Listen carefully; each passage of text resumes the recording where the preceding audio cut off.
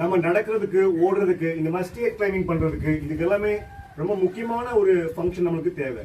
அது வந்து இந்த சிங்கிள் லெக் பேலன்ஸ். ஸோ இந்த பார்க்கறதுக்கு ஒரு சிம்பிளான ஆக்டிவிட்டி மாதிரி இருக்கு. இப்போ எனக்கு ஸ்ட்ரென்த் இருக்கனால நம்ம என்னால் நிற்க முடியுது. பட் ஆனால் ஸ்ட்ரென்த் குறையும் போது என்னென்ன பிரச்சனை நடக்கும் இந்த ஹிப்ல அப்படிங்கிற பற்றி இந்த வீடியோவில் பார்க்கலாம். இந்த சிங்கிள் லெக் பேலன்ஸ் பாஸ்டர் எப்பெல்லாம் நம்ம வர்றோமோ, வாக்கிங் பண்ணும்போது, ரன்னிங் பண்ணும்போது, ஸ்டேட் கிளைம்பிங் பண்ணும்போது நம்மளோட உடல் எடை வந்து கிட்டத்தட்ட ஒரு 85% of the total body weight. அது வந்து நம்ம ஹிப் வந்து சப்போர்ட் பண்ணியே ஆகணும். அதை சப்போர்ட் பண்ணுறதுக்கான முக்கியமான தசை வந்து குளூட்டியஸ் மீடியஸ் அப்படிங்கிற தசை வந்து இந்த பக்கம் இருக்குது. அந்த தசை வந்து ஸ்ட்ராங்காக நம்ம ஹிப் ஜாயிண்ட் இதை வந்து அச்சா யூஸ் பண்ணி நம்மளை இப்படி பிடிச்சி அப்படி பேலன்ஸ் பண்ணி நிறுத்தணும். அப்படி இல்லாத பட்சத்தில் நம்ம டோட்டல் பாடி வெயிட்டும் இந்த பக்கம் அப்படி ட்ரீட் ஆகிடும். சிலருக்கு வந்து இந்த பிரச்சனை ஒரே ஒரு ஹிப்ல மட்டும் இருக்கும், சிலருக்கு வந்து ரெண்டு பக்கமும் இருக்கும்.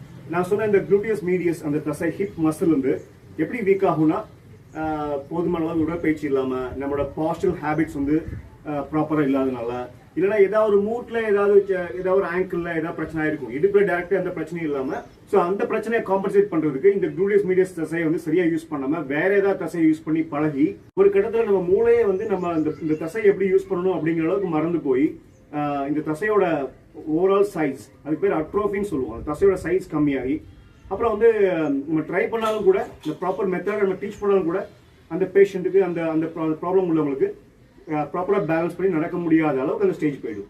இந்த குளூட்டியஸ் மீடியஸ் தசை வந்து வீக் ஆகிறதுக்கு இன்னொரு முக்கியமான காரணம், ஹிப்ல இந்த தை போன்ல இங்க ஒரு நெக் அப்படின்னு ஒரு போர்ஷன் இருக்கு.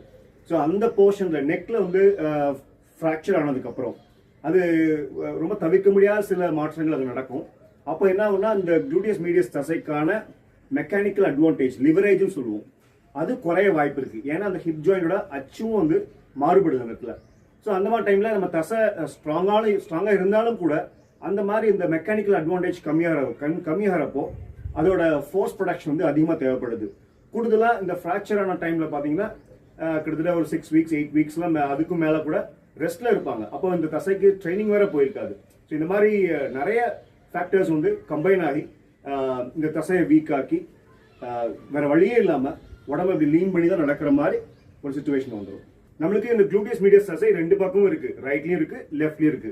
ஸோ இந்த ரைட் லெக்ல வந்து நம்மளுக்கு இந்த தசை வீக்கா இருக்குன்னா இந்த பாடி வந்து ரைட் சைட்ல லீன் பண்ணி தான் நடப்பாங்க.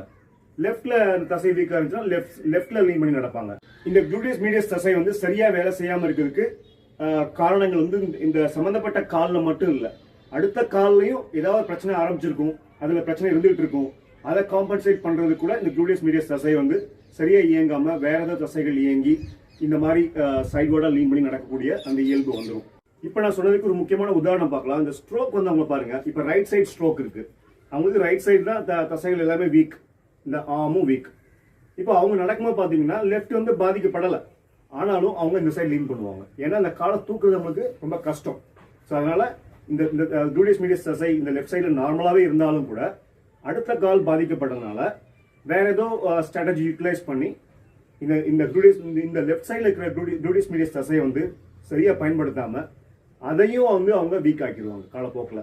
ஒருவேளை இந்த ரெண்டு தசைகளுமே வீக்கா இருந்துச்சுன்னா ரைட் லெஃப்ட் வேற வழியே இல்லை நடக்கிறப்போ இந்த பேலன்ஸ் பண்ண முடியாதனால ரைட் லெக் முன்னாடி வைக்கிறப்போ ரைட் சைடு லீன் பண்றது, லெஃப்ட் லெக் முன்னாடி வைக்கிறப்போ லெஃப்ட் லெக் லீன் பண்றது, இந்த ஸ்ட்ராட்டஜி தான் நிறைய பேர் யூஸ் பண்ணுவாங்க. இதை தாண்டி அந்த சிங்கிள் லெக் பேலன்ஸ் அதோட முக்கியத்துவத்தை பற்றி நான் வந்து ஒரு பிளேலிஸ்டே கிரியேட் பண்ணி வச்சிருக்கேன்.